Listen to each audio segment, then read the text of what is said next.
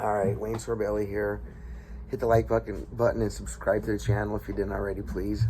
Please. No, just kidding. Okay. But yeah, please. All right. Sublime, What I Got.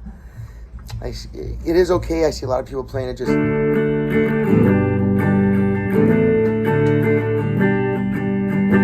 that does work because technically speaking, the meat and potatoes would be D, delta, the meat, G, the potatoes.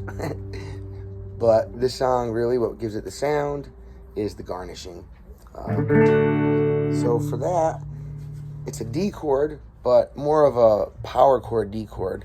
You need not play this string, kind of like how AC/DC does it. You know, this is the D sounding major chord, or a D sounding minor chord. But if you just omit that third, the third note of the scale, or the minor third, you get this heavier sounding power chord.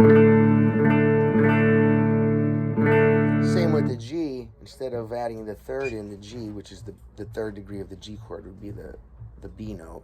So regular G has a B note here, and then this second string open has a different sounding G than the power chord G. The power chord G omits the third, so I wouldn't need this finger in there. This finger mutes this string out, and then I don't have the B string ringing out here by adding another D note there.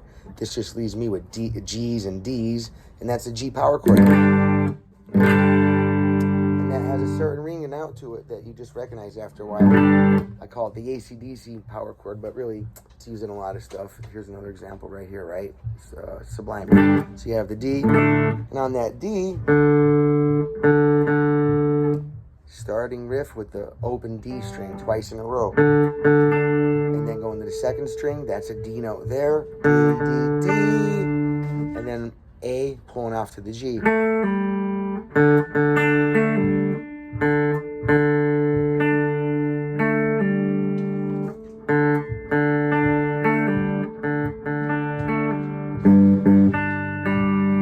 This is the G chord. And then same strings down here, second string and then third string.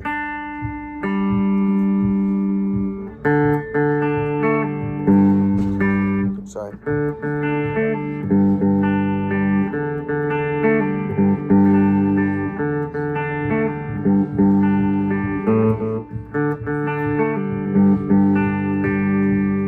It's easier the more you practice it. Muscle memory kicks in.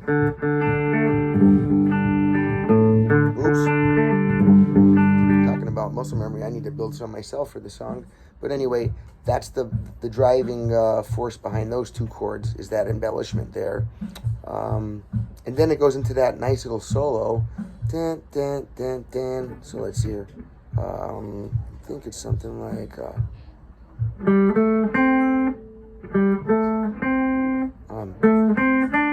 that's it.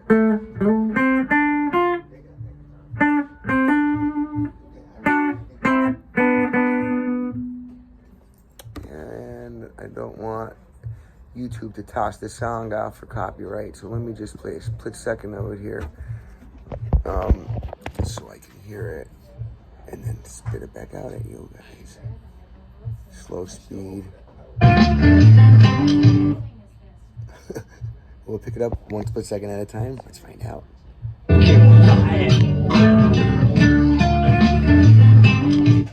Dun, dun, dun, dun. Dun, dun, dun. Yeah.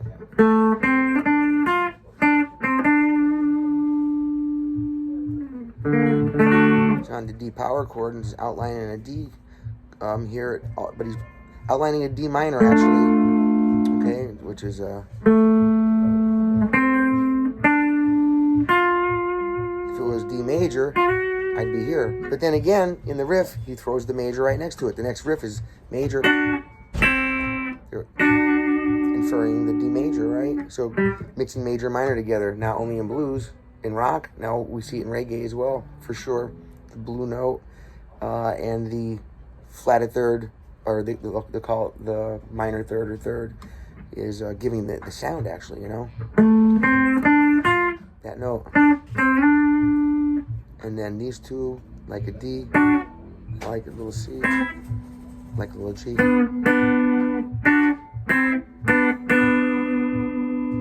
Because don't forget, if we're in the key of G, we're going to be using G, C, and D. So it's probably like a key of G song, but we're playing between the 5 chord and the 1 chord and the 5 chord. I think. I don't know. I didn't figure it out that far yet. Or we could be in a D, going to the 4, which makes sense. And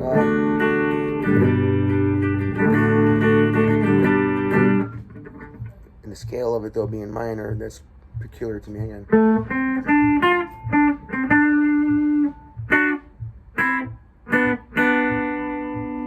In my mind, I'm hearing.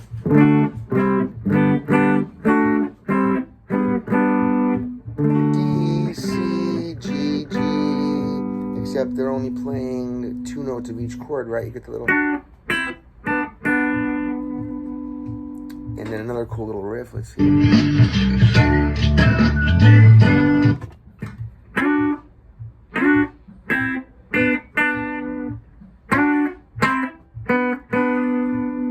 So where I'm landing there, that's my 2nd string 3rd fret, 3rd string 4th fret, this little tiny shape there, and then this is both on the same fret, 2nd and 3rd strings. Same fret, 2nd and 3rd strings.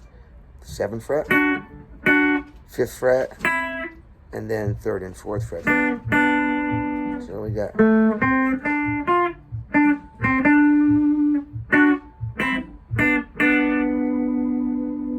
Alright.